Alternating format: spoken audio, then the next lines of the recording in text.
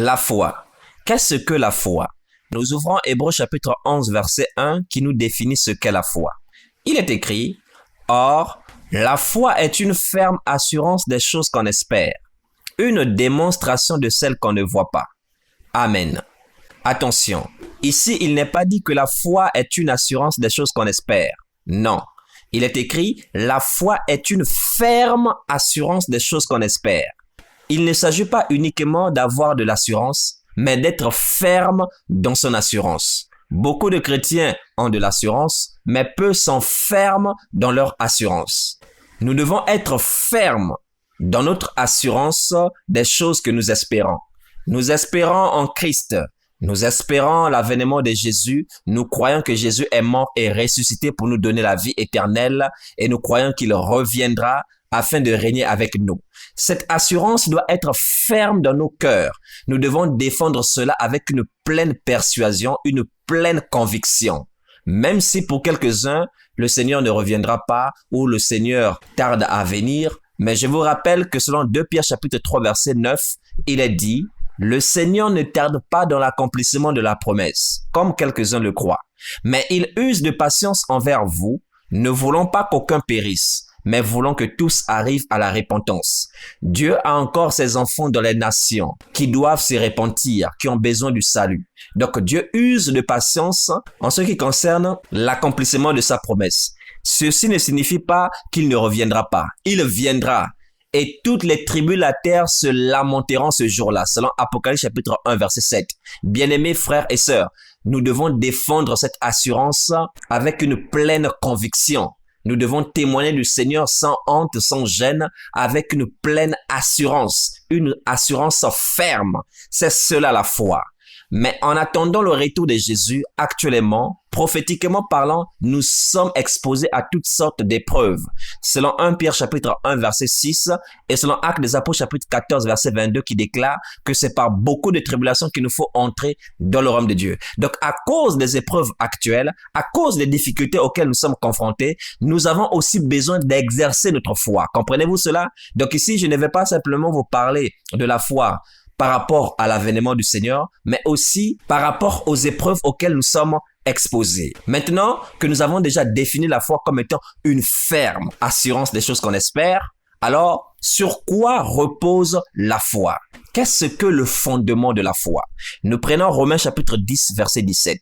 Il est écrit, « Ainsi, la foi vient de ce que l'on entend, et ce que l'on entend vient de la parole de Christ. » Voici pourquoi il est important de connaître la parole de Christ. Parce que notre foi doit reposer essentiellement sur la parole de Christ. Notre foi ne doit pas être fondée sur les hommes. Notre foi ne doit pas reposer sur les choses de ce monde. Notre foi ne doit pas reposer sur des croyances mondaines, sur la philosophie. Non, notre foi doit avoir pour fondement la parole de Christ. Comprenez-vous cela? Car la foi vient de ce que l'on entend et ce que l'on entend vient de la parole de Christ. Ainsi, la parole de Christ constitue le fondement de notre foi. Comprenez-vous cela? À cause des différentes épreuves auxquelles nous sommes exposés aujourd'hui, il est essentiel pour nous d'exercer aussi notre foi. Et il faut noter que sans la foi, il est impossible d'être agréable à Dieu. Dieu aime les hommes de foi. Dieu aime les femmes de foi. Comprenez-vous cela? Au lieu plutôt de vous plaindre par rapport aux soucis actuels, par rapport aux épreuves actuelles. Non, ne vous inquiétez de rien, dit l'Écriture en Philippiens chapitre 4 verset 6. Mais en toute chose, faites connaître vos besoins à Dieu par des prières et des supplications. Et dans la prière, il faut la prière de la foi.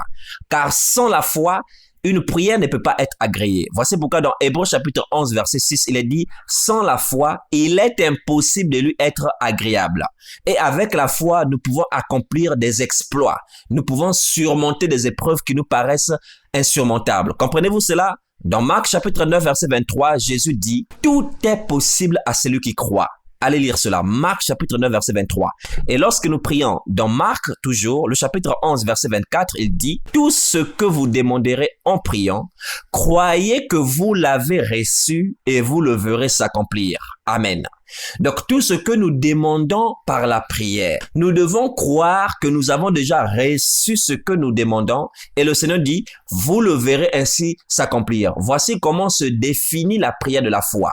Quand nous prions, après avoir prié, nous devons avoir cette ferme assurance que notre Père nous a écoutés. Et puisqu'il nous a écoutés, nous avons déjà reçu. Il nous a déjà accordé ce que nous le demandons. Et alors, nous verrons la chose s'accomplir. Voici pourquoi en Matthieu chapitre 8, verset 13, Jésus dit qu'il te soit fait selon ta foi. Il faut le comprendre. Dieu nous exauce proportionnellement à notre foi. Donc, au lieu de nous plaindre, nous devons plutôt chercher à grandir notre foi parce que la foi aussi est appelée à grandir. Si vous me découvrez par cet enseignement, je vous prie de vous abonner. Je suis Apôtre Ribaud et je dispense ici le message de la vérité. Et je vous prie de partager ces enseignements afin de fortifier, afin d'éclairer les enfants de Dieu qui sont dans le monde entier. Soyez puissamment bénis au nom de Jésus-Christ. Donc, j'étais en train de dire ceci. Quand nous demandons par la prière, nous devons avoir l'assurance et une ferme assurance que Dieu nous écoute et nous devons avoir cette pleine persuasion, cette pleine conviction que nous avons déjà reçu. Ce que nous avons demandé nous a déjà été accordé et nous devons confesser cela et alors nous verrons la chose s'accomplir. Ainsi, nous sommes exaucés proportionnellement à notre foi. Au lieu de te plaindre, non, cherche plutôt à grandir ta foi. Même si tu pries 100 fois pour la même chose, reviens encore avec plus d'intensité dans la foi. Ne te plains pas, ne te décourage pas. Non, il faut doubler encore d'énergie spirituelle dans la foi. Voici pourquoi la foi est appelée à grandir. Et par la grâce du Seigneur, je pourrais vous donner des enseignements visant à grandir la foi. La foi, qu'est-ce que la foi? Pour moi, selon les Écritures, en lisant, en méditant la parole de Christ, j'ai compris que la foi, c'est porter la parole de Dieu comme un habit, comme un vêtement. La foi, c'est porter la parole de Dieu comme un habit avant sa réalisation. Comprenez-vous ce que je suis en train de vous dire? Ce que le Seigneur m'a permis de comprendre, parmi toutes les choses que j'ai pu comprendre par rapport à la foi, c'est porter la parole de Dieu, comme je porte un vêtement, avant sa réalisation. Et je vais vous prendre deux modèles. On en a plusieurs, mais je vais prendre deux pour ne pas alourdir l'enseignement. Nous allons prendre Abraham, qui est le père de la foi. Nous ouvrons Genèse, chapitre 17, versets 1 à 5. Il est écrit, « Lorsque Abraham fut âgé de 99 ans, l'Éternel apparut à Abraham et lui dit, « Je suis le Dieu Tout-Puissant. Marche devant ma face et sois intègre. J'établirai mon alliance avec moi et toi, et je te multiplierai à l'infini. » Abraham tomba sur sa face et Dieu lui parla en disant, « Voici mon alliance que je fais avec toi. Tu deviendras père d'une multitude de nations. On ne t'appellera plus Abraham, mais ton nom sera Abraham, car je te rends père d'une multitude de nations. » Amen. Nous venons de lire ici Dieu qui fait alliance avec Abraham et Dieu promet à Abraham qu'il va le multiplier, il va le rendre fécond. Et il faut noter qu'en ce temps-là, le seul fils qu'Abraham avait, c'était Ismaël. Mais Ismaël n'est pas le fils selon la promesse. Dieu ne le considérait pas ainsi. Comprenez-vous cela? Voici pourquoi en Genèse chapitre 22, au verset 1 et précisément au verset 2, quand Dieu demande à Abraham d'offrir Isaac en sacrifice, il lui dit « ton fils unique ». Pourtant, Ismaël aussi est fils d'Abraham, mais Dieu appelle Isaac fils unique d'Abraham. Pourquoi? Parce que Isaac est le fils selon la promesse de Dieu. Donc Dieu ne considérait pas Ismaël. Vous comprenez cela? Donc ici, Dieu fait alliance avec Abraham. Et Dieu change le nom d'Abraham à cause de cette alliance, à cause de cette promesse. Il dit, ton nom ne sera plus Abraham, mais ton nom sera Abraham. Vous voyez? Ce qui signifie père d'une multitude de nations. Et toujours dans le même chapitre, donc Genèse chapitre 17, quand vous allez au verset 9, c'est la suite du discours, la suite de la conversation de Dieu avec Abraham. Au verset 9, il est dit, Dieu dit à Abraham, notez bien, Dieu a dit, ton nom ne sera plus Abraham, mais Abraham. Quand vous allez au verset 9, on dit Dieu dit à Abraham. Donc son nom est déjà changé. Regardez, comparez le verset 1 et le verset 9. Au verset 1, il est dit lorsque Abraham, donc il n'y a pas encore le H et le A. Lorsque Abraham fut âgé de 99 ans. Ça c'est le nom d'origine, le nom qui n'était pas encore changé. Mais quand vous venez au verset 9, on dit Dieu dit à Abraham. Donc le nom est déjà changé alors qu'Isaac n'est pas encore né. Parce que la naissance d'Isaac n'est pas au chapitre 17, mais au chapitre 21, c'est-à-dire 4 chapitres après. Est-ce que vous voyez cela? C'est-à-dire que Abraham porte déjà le nom Abraham avant la naissance d'Isaac. Or, ce nom Abraham signifie père d'une multitude de nations et cela s'accomplit, se réalise normalement en Isaac. Mais Isaac n'est pas encore né qu'Abraham porte déjà le nom de la promesse. Vous comprenez cela? Ce n'est pas au moment de la naissance d'Isaac qu'Abraham s'appelle maintenant Abraham. Non, mais avant la naissance d'Isaac, avant la réalisation de la promesse, Abraham s'appelle déjà Abraham. Comprenez-vous cela? C'est ainsi la foi. C'est ainsi que vous devez comprendre les choses. Donc vous de même, vous devez porter la parole de Dieu. Vous devez porter la promesse de Dieu avant sa réalisation. Comprenez-vous cela? Prenez un autre exemple. Adam. Genèse chapitre 3, verset 20. Il est écrit, Adam donna à sa femme le nom d'Ève, car elle a été la mère de tous les vivants. Vous voyez? Le nom Ève ici est justifié. On dit, car elle a été la mère de tous les vivants. Ça, c'est Genèse chapitre 3, verset 20. Nous voyons ici Adam faire un acte de foi. C'est-à-dire, il donne à sa femme le nom d'Ève, alors qu'en ce temps-là, Ève n'avait pas encore d'enfant. Ève n'avait encore aucun enfant. C'est au chapitre 4, dans les premiers versets, qu'elle mettra au monde Caïn et Abel. Donc, Ève ici n'a pas encore d'enfant, que déjà Adam lui a donné de porter un nom qui signifie mère de tous les vivants alors qu'elle n'était pas encore mère. Maintenant, qu'est-ce qui a emmené Adam à attribuer à sa femme ce nom-là? Mais c'est la parole de Dieu. C'est la parole de Dieu qui se trouve dans Genèse chapitre 1, verset 28, où Dieu les a bénis et a dit « Soyez féconds, multipliez et remplissez la terre ». Donc Dieu avait déclaré une parole de bénédiction dans leur vie. Dieu les avait bénis et Dieu leur avait dit d'être féconds et de multiplier la terre. Adam a cru en cette parole-là. Voici pourquoi je vous dis, la foi doit avoir pour pilier la parole de Dieu. C'est la parole de Dieu qui est le fondement de la foi. Adam a fait porter à sa femme cette parole-là alors qu'elle n'avait pas encore d'enfant. Elle n'avait même pas encore un seul enfant que déjà elle s'appelait mère de tous les vivants. Vous comprenez cela? Abraham n'a pas encore Isaac, mais déjà il s'appelle père d'une multitude de nations. Voici pourquoi on dit la foi est une folie. Vous imaginez si Abraham rencontrait quelques personnes et on lui demanderait, mais quel est ton nom? Et qu'il réponde Abraham. Et que ces personnes, sachant ce que signifie Abraham, c'est-à-dire père d'une multitude de nations, elles lui disent, mais tu n'as pas d'enfant, comment peux-tu dire que tu t'appelles Abraham, tes parents qui t'ont donné ce nom, ou la personne qui t'a donné ce nom, est-ce que la personne a voulu se moquer de toi? Vous voyez un peu? Donc, il faut porter la promesse de Dieu avant sa réalisation.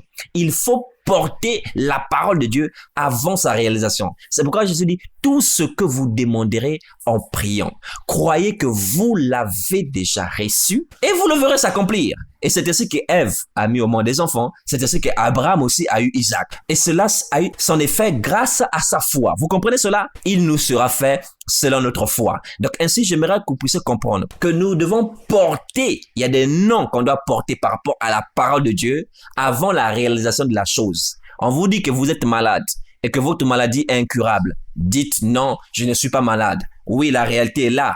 Vous avez une maladie dans la chair. Mais considérez-vous comme étant déjà guéri. Quand vous priez, Seigneur, je me sens pas bien. Seigneur, je suis malade. Seigneur, ma situation est compliquée. Et le Seigneur, vous priez le Seigneur d'étendre sa main sur vous. Vous-même déjà, vous devez avoir une attitude de foi. C'est-à-dire, vous ne devez plus avoir la conscience d'un malade, mais vous devez avoir la conscience d'une personne guérie. Vous déclarez, vous confessez de votre bouche, je suis guéri au nom puissant de Jésus. Non, je ne suis pas malade. Oui, je suis guéri au nom de Jésus. Il y a des choses qu'il faut refuser. La foi va vous inviter de la même façon à porter la parole de Dieu et en même temps aussi à vous dépouiller de la parole des hommes. La foi va vous inviter à porter la promesse de Dieu et elle va vous inviter à rejeter ce que les hommes vous attribuent. Nous allons prendre Hébreux chapitre 11, verset 24. Il est écrit dans ce passage, « C'est par la foi que Moïse, devenu grand, refusa d'être appelé fils de la fille de Pharaon. » Comprenez-vous cela? On dit c'est par la foi que Moïse, devenu grand, refusa d'être appelé fils de la fille de Pharaon. Toi qui es stérile, refuse ce nom. Même s'il y a une réalité liée à la stérilité, refuse cela. Il y a certains qui aiment dire, nous dans notre famille, on ne réussit pas. Nous dans notre famille, on ne se marie pas. Nous dans notre famille, c'est toujours ainsi. Tu dois refuser cela. Toi, tu es mis à part, tu es sanctifié. Et ça m'étonne des chrétiens qui parlent encore des liens familiaux, que nous on est liés de notre famille, on est comme ça, on est maudit. Non, Christ nous a rachetés de toute malédiction. Toi, tu dois, à force de confesser cela, voici pourquoi tu es victime de cela. Voici pourquoi tu as besoin de grandir. On dit Moïse, c'est par la foi, devenu grand. Mon frère, il faut grandir. Il faut grandir dans la foi. Ma sœur, il faut grandir spirituellement. Il faut grandir dans la foi. C'est quand tu es un enfant que tu acceptes certaines choses. Moïse, on l'appelait certainement fils de la fille de Pharaon quand il était encore un enfant. Mais quand il a grandi, il a rejeté cela. Toi de même, il faut que tu grandisses. Il y a des choses que tu dois refuser. Il y a des réalités liées à ta famille que tu dois refuser. Il y a des réalités liées à ta vie que tu dois refuser. Refuse, rejette cela comme un mauvais vêtement. Et maintenant, tu dois porter le vêtement de Dieu, c'est-à-dire porter la promesse de Dieu. Tu dois porter la parole de Dieu. Tu dois croire que Dieu est un bon père qui donne des choses bonnes à ses enfants. Jésus dit dans Matthieu chapitre 7 verset 11, « Si donc, méchants comme vous l'êtes, vous savez donner de bonnes choses à vos enfants, à combien plus forte raison votre Père qui est dans les cieux donnera-t-il de bonnes choses à ceux qui les lui demandent ?» Soulignez, bonnes choses. Donc Dieu étant mon Père, lui il me donne des bonnes choses. Lui ne me donne pas de mauvaises choses, il me donne de bonnes choses. Dieu est celui qui veille sur moi. Dieu est celui qui me restaure. Dieu est celui qui me sauve. Dieu est celui qui me guérit. Dieu est celui qui prend soin de moi. Dieu est celui qui pourvoit à mes besoins. On doit être ferme dans ces choses-là. Non, je ne dis pas on doit avoir de l'assurance dans ces choses. Je dis on doit être ferme, avoir une ferme persuasion, une ferme conviction dans ces choses-là. Dans Jean chapitre 15, verset 7, il est écrit, « Si vous demeurez en moi et que mes paroles demeurent en vous, demandez ce que vous voudrez et cela vous sera accordé. » Vous voyez, ici le Seigneur n'a pas dit « demandez ce que moi je veux ». Il dit « vous, demandez ce que vous voudrez et cela vous sera accordé. » Mais à condition que vous demeurez en moi et que mes paroles demeurent en vous. Si cette équation-là est résolue, demandez ce que vous voudrez et cela vous sera accordé. Et il faut garder à l'esprit que cela nous est accordé proportionnellement à notre foi. Selon Matthieu chapitre 8, verset 13. Voyez-vous, la foi transcende le visible. La foi transcende la réalité. C'est-à-dire, celui qui a la foi, son regard n'est pas concentré sur l'obstacle, son regard n'est pas concentré sur la réalité, son regard n'est pas concentré sur le visible, mais son regard est sur l'invisible. Son regard est sur la promesse. Son regard est dans le Seigneur. Vous comprenez cela? Dans 2 Corinthiens chapitre 4, verset 17 à 18, l'apôtre Paul déclare ceci. « Car nos légères afflictions du moment présent produisent pour nous, au-delà de toute mesure, un poids éternel de gloire, parce que nous regardons non point aux choses visibles, mais à celles qui sont invisibles. Car les choses visibles sont passagères et les invisibles sont éternelles. Parce que les enfants de Dieu avaient leur regard sur le Seigneur qui est esprit, sur l'invisible et non pas le visible. On pouvait les lapider, on pouvait les enfermer, on pouvait les persécuter, mais leur foi n'était pas ébranlée. Pourquoi? Parce que leur foi ne reposait pas sur ce qui est visible, mais sur l'invisible, c'est-à-dire en Dieu. Et ainsi, nous aussi, quand nous sommes éprouvés, ne regardons pas aux épreuves, ne regardons pas à la tempête, mais regardons au Seigneur, regardons à l'invisible, car la foi transcende le visible. Au lieu de regarder à la maladie, regarde à Jésus-Christ qui guérit. Au lieu de regarder à la stérilité, regarde au Seigneur qui guérit de la stérilité. Au lieu de regarder à la difficulté, regarde au Seigneur qui te délivre de toutes tes difficultés, qui pourvoit tes besoins et qui prend soin de toi. Ainsi, vous comprenez que la foi, comme je l'ai dit, c'est porter la parole de Dieu avant sa réalisation. Déclare déjà dans ta vie que tu es guéri et tu dois porter la guérison en toi-même étant malade. Déclare la victoire face aux épreuves que tu traverses et tu dois porter cela, que tu as déjà vaincu cela avant la manifestation, la réalisation. Ainsi sommes-nous déterminés dans la foi. Que Dieu vous bénisse abondamment et merci de partager, surtout de liker parce que liker permet de référencer nos enseignements sur YouTube pour ne pas que si quelqu'un recherche la foi et ne pourra pas retrouver cet enseignement parce que ce sera peut-être à la 150e place. Donc pour lui procurer une position première dans les recherches, vos likes jouent aussi un rôle très important. Donc likez, partagez et ceux qui peuvent nous soutenir selon leur prospérité, faites cela de bon cœur et que Dieu vous bénisse, que Dieu vous exauce, vous tous qui portez la parole de Dieu, la promesse de Dieu avant sa réalisation. Apôtre Ribaud, numéro WhatsApp, plus 241 74 30 10 67, fondement apostolique @gmail.com.